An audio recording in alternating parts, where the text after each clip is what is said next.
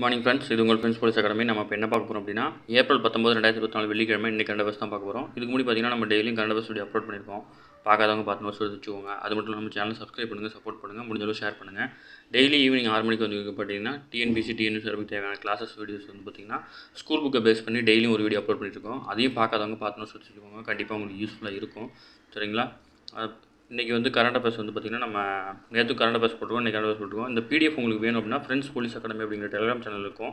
நீங்கள் அதுலேருந்து எடுத்துக்கலாம். அப்படி இல்லைனா வீடியோக்குள்ள டிஸ்கிரிப்ஷன் கொடுக்குறேன். நீங்கள் அந்த டிஸ்கிரிப்ஷனில் லிங்க் கொடுக்குறேன்.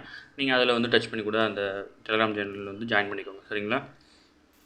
ஃப்ரெண்ட்ஸ், கரண்ட் அஃபேர்ஸ் பார்க்கலாம். தமிழகத்தில் மக்களவைத் தேர்தல் வந்து 6,23,33,925 பேர் வந்து வாக்களிக்க தகுதி பெற்றிருக்காங்க. தேர்தலில் எத்தனை பேர் போட்டிடுறாங்கன்னா 950 பேர் போட்டிடுறாங்க. தேர்தலுக்காக மாநிலம் முழுவதும் பார்த்திங்கன்னா 68,321 வாக்குச்சாவடிகள் வந்து அமைக்கப்பட்டிருக்கு. இந்த வாக்குச்சாவடியில் வந்து 3,32,233 பேர் வந்து தேர்தல் பணியாளர்கள் வந்து நியமிக்கப்பட்டிருக்காங்க. இதெல்லாம் கேட்பாங்களான்னா கேட்க மாட்டாங்க. நம்ம சும்மா தெரிஞ்சுக்கிறதுக்கு நம்ம நாலேஜுக்காக சொல்கிறோம்.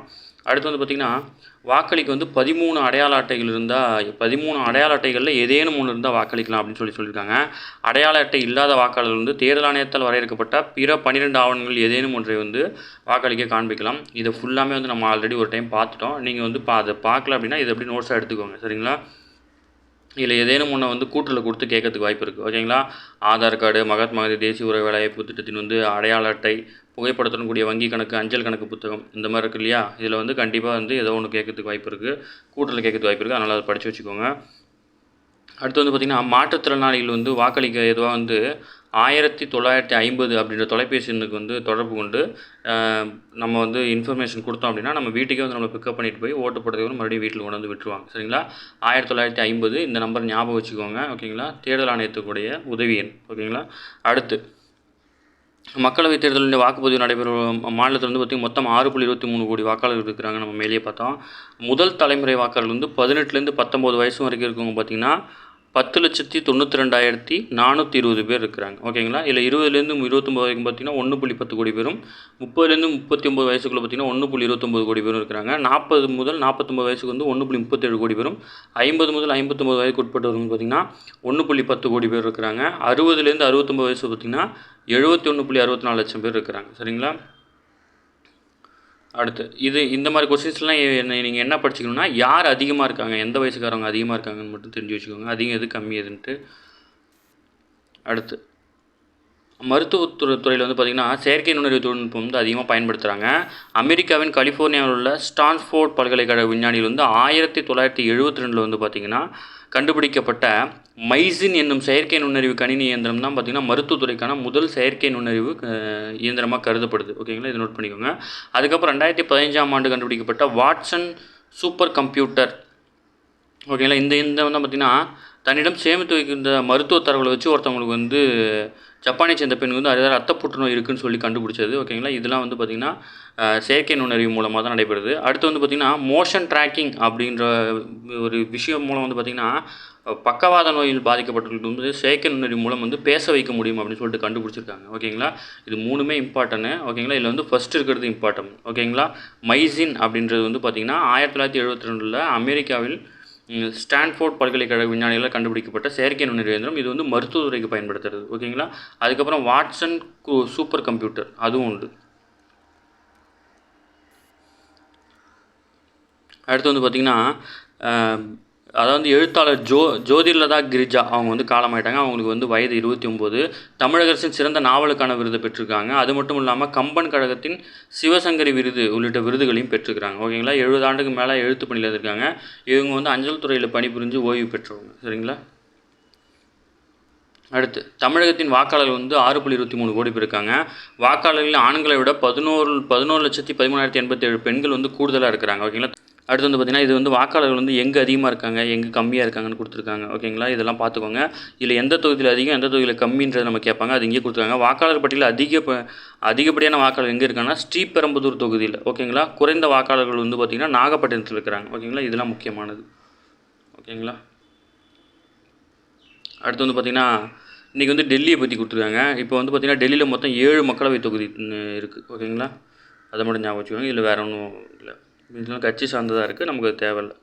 அடுத்து கிபி 9ஆம் நூற்றாண்டில் சோழர் காலத்தில் வந்து உத்தரமேரூர் குடைவோலை முறை இருந்தது என்பதை வரலாறு கூறுது.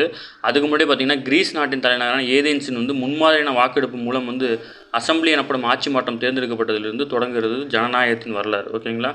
அடுத்து வந்து 2024ஆம் ஆண்டு ஜனநாயக திருவிழாம் ஆண்டு உலகின் 44% மக்கள் வந்து பார்த்திங்கன்னா 40க்கும் அதிகமான நாடுகளில் ஜனநாயக தேர்தல் மூலம் தங்கள் ஆட்சியை தேர்ந்தெடுக்கும் ஆண்டாக இது இருக்குது.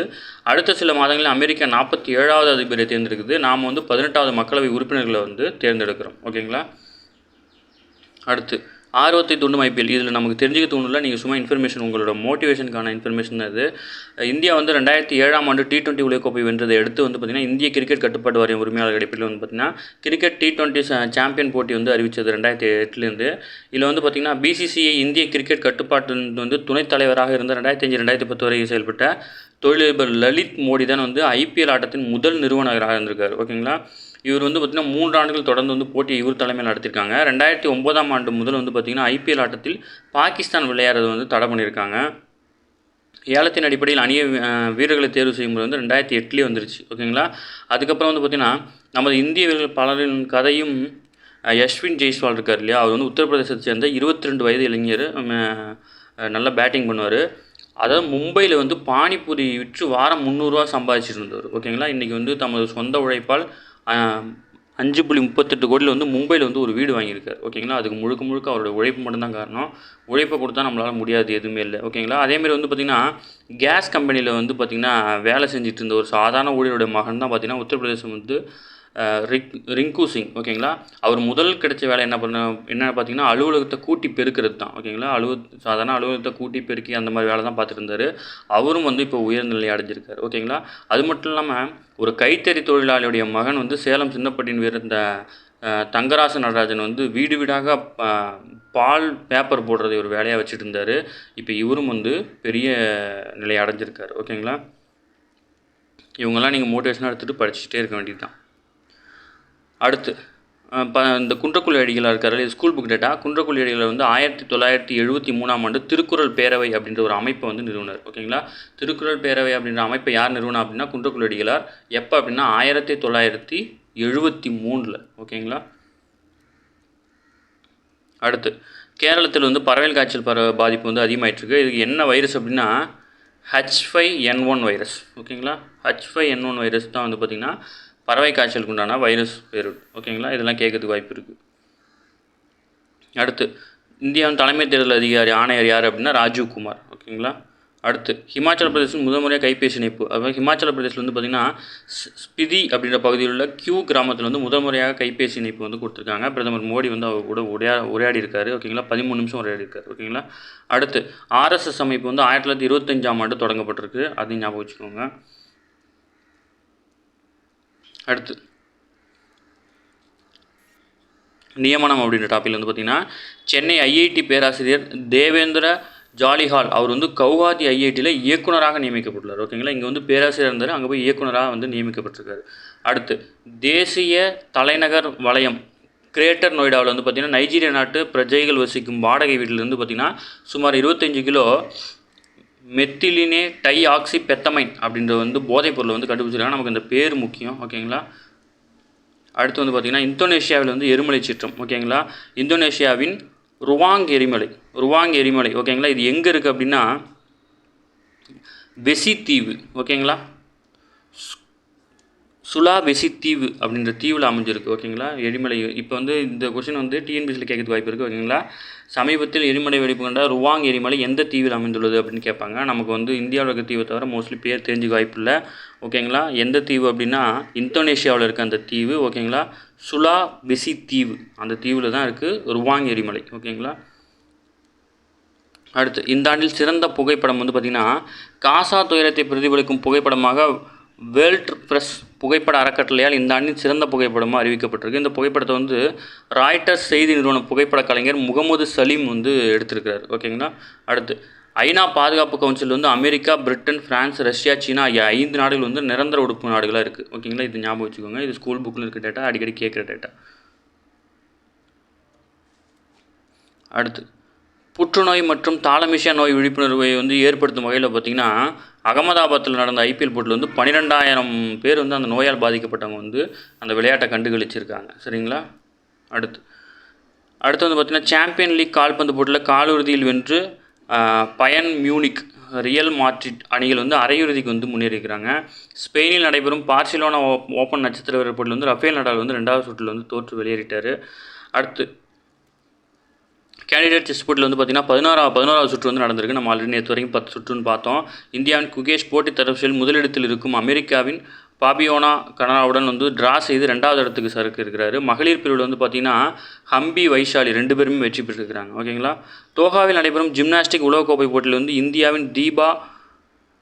இந்தியாவின் தீபா கர்மாக்கர் வந்து மகளிர் வால்ட் பிரிவில் வந்து இறுதிச் சுற்றுக்கு வந்து தகுதி பெற்றிருக்கிறாங்க. அடுத்து உள்நாட்டு தொழில்நுட்ப க்ரூஸ் ஏவுகணை சோதனை வந்து வெற்றி பெற்றிருக்கு. DRDO வந்து வெற்றி பெற வச்சிருக்கு. உள்நாட்டு தொழில்நுட்பத்துடன் கூடிய க்ரூஸ் ஏவுகணை ICM சோதனை வந்து இந்தியா வந்து வெற்றிகரமாக வந்து வியாழக்கிழமை பரிசோதிச்சிருக்கு. எங்கே பரிசோதிச்சாங்க அப்படின்னா ஒடிசா மாநிலம் கடற்படை பகுதியில் உள்ள சந்திப்பூர் ஒருங்கிணைந்த ஏவுகணை சோதனை மையத்தில் வந்து இந்த நீண்ட தூர இலக்கை தூக்கி அழிக்கும் க்ரூஸ் ஏவுகணை வந்து சோதனை வந்து வெற்றி பெற்றிருக்குது. இந்தியாவில் விமானப்படைகளில் Su-30 MK-1 போர் விமானத்தில் இருந்தபடியும் ஏவுகணை வந்து செயல்பாடுகள் வந்து கண்காணிக்கப்படுது. அந்த ஏவுகணையில் வச்சும் வந்து அதை செயல்படுத்தி கண்காணித்து பார்த்துருக்காங்க. சரிங்களா, டெஸ்ட் பண்ணியிருக்காங்க. ஓகே ஃப்ரெண்ட்ஸ், அவ்வளோதான் இன்றைக்கி கரண்ட் அஃபேர்ஸ். அவ்வளோதான் இன்றைக்கி நம்ம வந்து முக்கியமானது மட்டும்தான் பார்த்துருக்கோம். சரிங்களா, இன்றைக்கி கரண்ட் அஃபேர்ஸ் அப்படின்னு பார்த்தீங்கன்னா முக்கியமானது அப்படின்னா இதெல்லாம் வந்து நீங்கள் நோட் பண்ணி வச்சுக்கணும். எது அதிகம் எது கம்மி அப்படின்னு சொல்லிட்டு நோட் பண்ணி வச்சுக்கோங்க. ஓகேங்களா. இன்டர்வியூவில் கேட்கறதுக்கு வாய்ப்பு இருக்குது. நம்ம இதுலேயும் கேட்கறதுக்கு வாய்ப்பு இருக்குது. எக்ஸாம்லேயும் கேட்கறதுக்கு வாய்ப்பு இருக்குது. ஓகேங்களா. நேற்று நடத்தின கரண்ட் அஃபேர்ஸில் வந்து பார்த்திங்கன்னா அந்த ஆப் முக்கியம். தேர்தல் ஆணையத்தோட 4 ஆப் சம்மந்தமான பார்த்தோம். அதெல்லாம் கண்டிப்பாக கேட்கறதுக்கு வாய்ப்பு இருக்குது. நம்ம சேனலை சப்ஸ்கிரைப் பண்ணுங்கள், சப்போர்ட் பண்ணுங்கள், முடிஞ்சவங்க ஃப்ரெண்ட்ஸ் எல்லாருக்கும் ஷேர் பண்ணுங்கள். Thank you friends.